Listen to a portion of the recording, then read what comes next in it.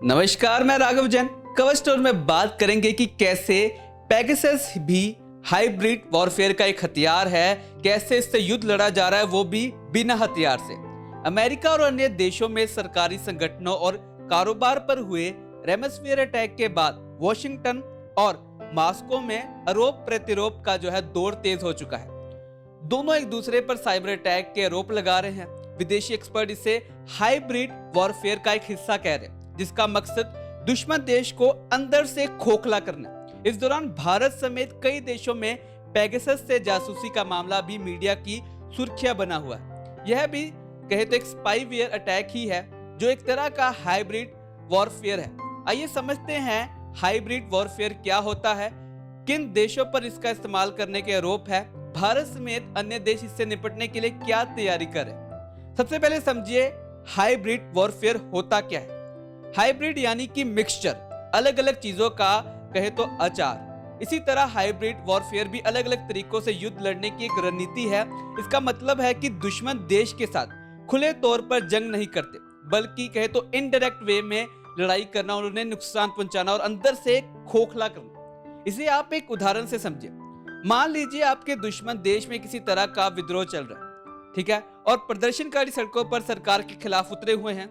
आप उन पर प्रदर्शनकारी को गलत जानकारी देकर और भड़का सकते हैं, मुद्दे को और ज्यादा गर्म कर सकते हैं। इससे प्रदर्शन बढ़ता जाएगा और हो सकता है कि यह स्थिति गृह युद्ध तक पहुंच जाए। इसका फायदा यह है कि आपको दुश्मन देश में गृह युद्ध की शुरुआत हो गई है, किसी को पता भी नहीं चलेगा कि यह गृह युद्ध के पीछे आप जिम्मेदार है। हाइब्रिड वॉरफेयर का जवाब देने में सबसे बड़ी समस्या क्या आती है? अपराधियों को पहचानना। जी हाँ, हाइब्रिड वॉरफेयर में सरकारें आमतौर पर प्राइवेट लोगों की मदद लेती है, पर पिछले 2 दशकों से पश्चिमी देशों में हुए साइबर अटैक इतने कहे तो सॉफ्ट, इतने ज्यादा खतरनाक है, इसके लिए किसी एक व्यक्ति या किसी छोटे संस्थानों को दोषी नहीं ठहराया जा सकता। बड़ी कंपनियां सरकारों की मदद से यह काम कर रही है। साइबर सॉफ्टवेयर एक रणनीति में रूस एक इंटरनेशनल एक्टर के तौर पर उभरा है।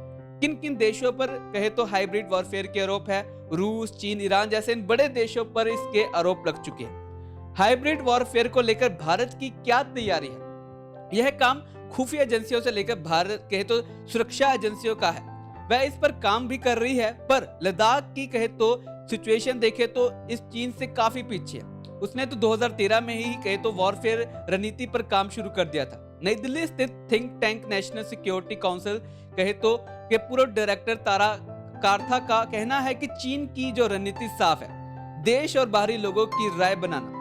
कहे तो साइकोलॉजिकल वॉरफेयर के जरिए दुश्मन को यकीन दिलाना कि ताकतवर चीनी सेना के सामने वह टिकेगा ही नहीं, और लीगल वॉरफेयर की मदद से वह अपने दावों को मजबूत भी कर देता है, फिर चाहे मामला दक्षिण चीन सागर का हो या लद्दाख का हो।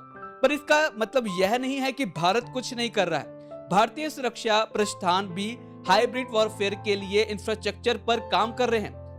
तो तारा आगे कहते हैं कि इसके लिए और भी हमें आगे बढ़ने की बेहद जरूरत है। सरकार के पास अपना सिस्टम तो है, अब उसका इस्तेमाल कर ताकत बढ़ाने की बेहद जरूरी है।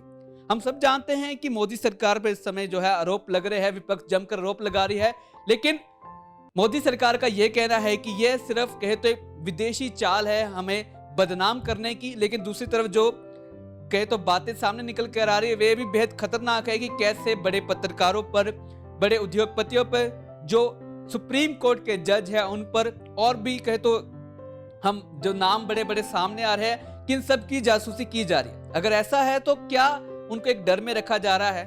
और क्या अगर ये बात सच है तो ये कितना बड़ा खतरा है? ये आप इन बातों से पता लगा सकते हैं कि कैसे बिना हथियार उठाए हम एक दूसरे देश को, एक व्यक्ति को पूरी तरह से खोखला कर सकते हैं। अब देखना होगा कि इस मामले की क्या जांच हो पाती है, क्योंकि भारत सरकार ने तो साफ साफ कह दिया है कि इसकी कोई जांच नहीं होगी। लेकिन जिस प्रकार विपक्ष सवाल के घेरे में सरकार को ला रही है, अब देखना होगा कि आगे क्या इसका कहे तो एक जवाब निकल के आते हैं और सरकार क्या इस पर जांच के आदेश देती है या फिर नहीं। खबरों के लिए आप हमारे साथ बने रहें और देखते रहें आज शाम प्लस।